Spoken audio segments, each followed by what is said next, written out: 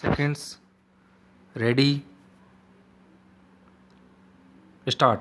Now, there is another aspect of the rubber industry, namely the rubber producing industry, which has been entirely left out of the consideration of this bill.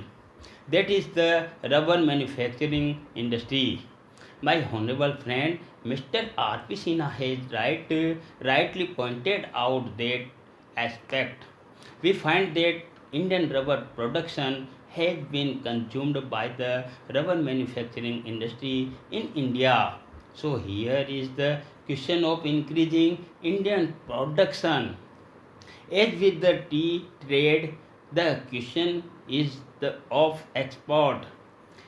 As yet, the structure of the tea trade and the trends of the tea trade are such that it is mainly dependent on export, and whenever there is any loss of export market, there is a hue and cry of a crisis.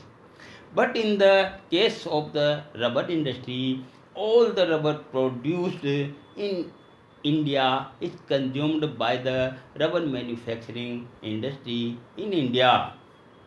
Rubber is a very important commodity, and this industry should also be developed here.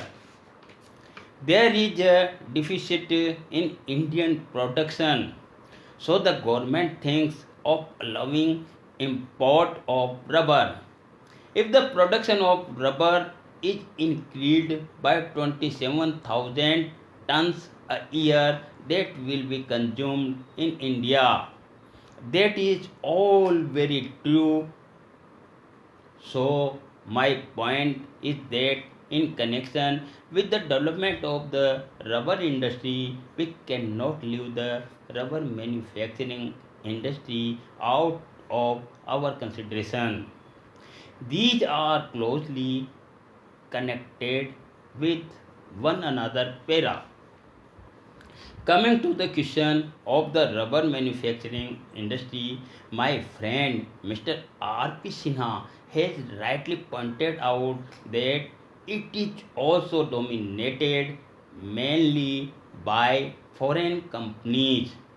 The rubber manufacturing industry in India produces various types of rubber goods from tires to waterproofs and other rubber materials.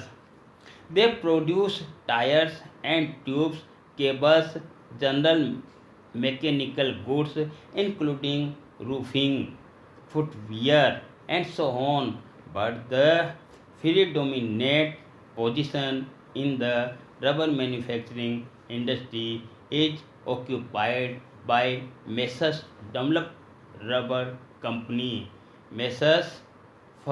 Firestone Tire and Rubber Company, Bata India, etc. And from the figures which have been given in the report of the Indian Tariff Board, it is seen that the average total consumption of rubber is distributed among a large number of small industries. Here also, the question that arises is this: how would we treat these concerns, these big, gigantic concerns? Sir, I have not studied the condition of labor in these industries of Messrs. Dunlop, Firestone, and Goodyear Company. Therefore, just now I am not in a position to give you the picture of their condition.